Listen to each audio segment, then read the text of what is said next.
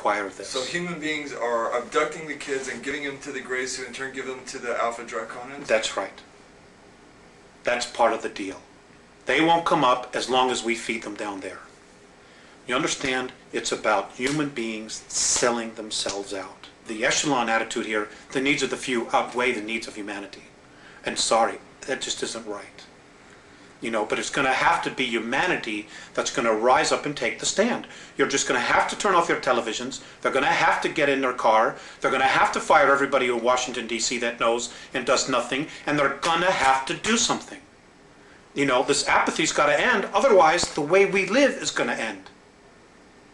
Period. I mean, that's the bottom line. You know, and I'm not coming from a fear space. I'm really quite angry about the apathy and the fact that, you know, when people give lectures and try to tell this, people want to stand up and fight with them. Look at what's happening around us. The indications are everywhere. Everywhere. The truth is now an obscure thing. You know, the lie is the norm.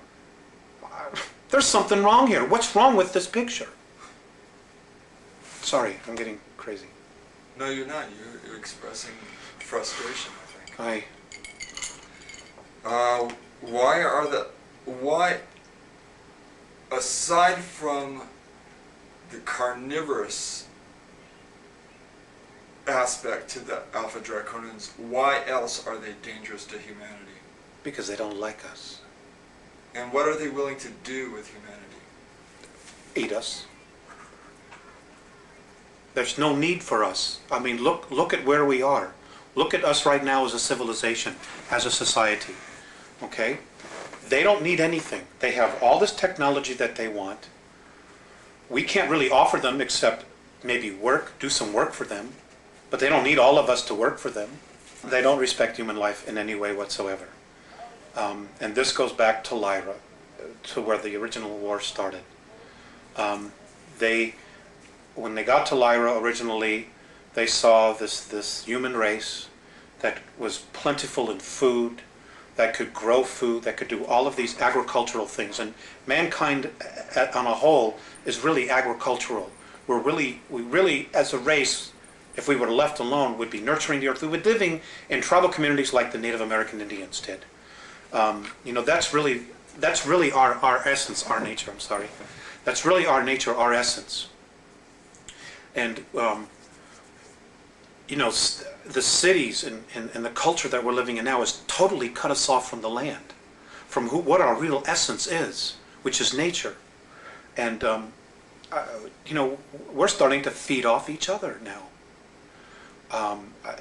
It's like so bizarre. You know, it's like when I see the Andromedans or when I've been exposed to the Pleiadians, when I see how they live and they teach and they live with each other and they respect each other, and I come here, it's like, you know, it reminds me of that sentence that Abraham Lincoln, that quote that Abraham Lincoln once said.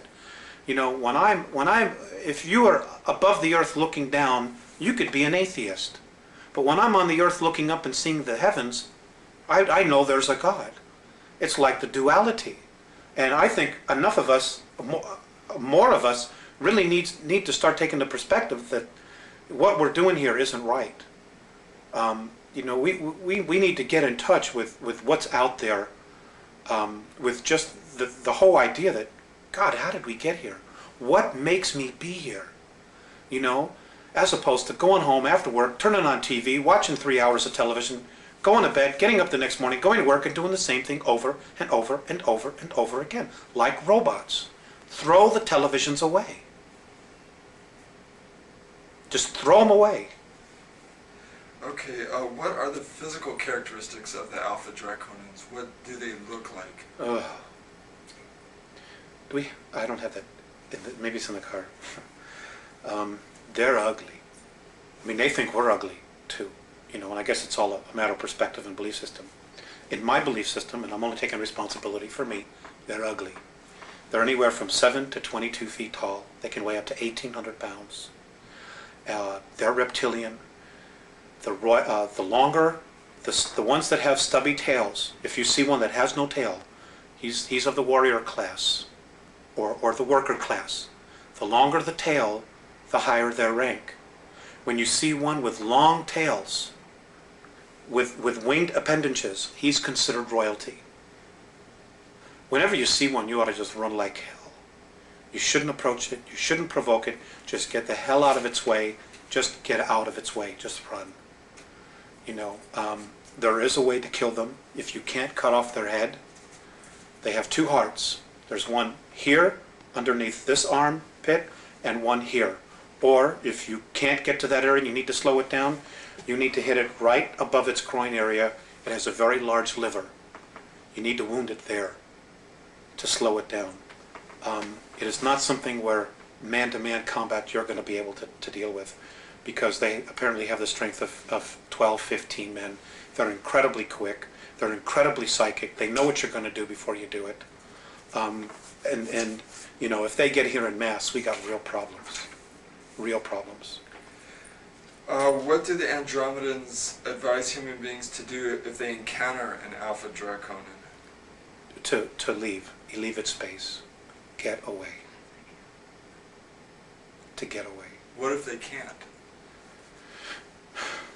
Then they can't. And if they can't? They'll usually be killed. And what do have the Andromedans spoken in any detail about what a human being should do if they are in that position? For karmic purposes? For look, that's not karmic at all. Or a lot of these, you know, all this metaphysical stuff, you know, where you chose to be here. A lot of, you know, in some situations that's true. When you're creating your reality and in your space. But when you're being invaded, that's not karma. That's a violation of free will. You know. If your free will is being violated, Alex, what should you do? You should ask for help. Okay. Ask for help. Put a call up to God. Put a call up to heaven. Put a call to the Andromedans, the Pleiadians, whomever. Just put a call up and deal with it. You know, I don't know. I mean, that's just the nature of the beast. They don't like us. We're considered a food source for them. For them. You know, we're a food source for the Greys, but in an entirely different way. Have they taught us to be carnivorous through the belief systems? Have they taught us to eat meat and eat flesh? Well, it lowers the body's vibration. It lowers the body's vibration. So, if our body vibrated at a higher length, we would spiritually be evolving regardless of what our religions were teaching us. And they can't have that. They can't have us being free. They can't us not being in control, because then we're responsible for ourselves. So as we move away from eating meat and more towards vegetarianism, we begin to raise our vibrational level and break this cycle. It helps. Not everybody has to stop eating meat.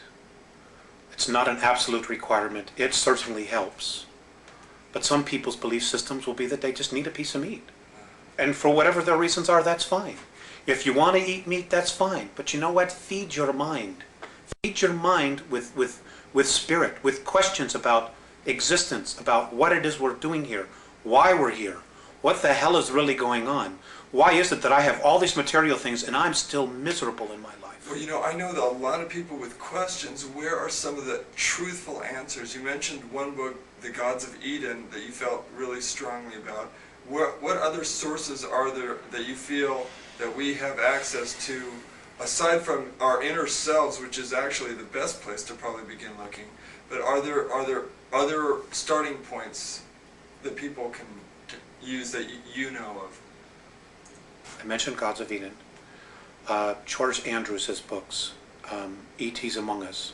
There's a lot of information in there that not only deals with the E.T.s, but also the world political government, which right now is very dangerous for humanity, because it's part of the Great Plan. It's part of their regressive alien plan to keep us in jail. Okay, do not pass go, but keep us in jail. Oh God, suddenly I draw a blank. Help. Okay, just as you think about it, interject it into the conversation. Okay. You mentioned throw the television out. Are television programs conditioning our youth into accepting these hostile beings, do you think? Or is that just human beings doing anything for a buck? I don't necessarily know. I don't know. You know, but the violence is desensitizing. You know,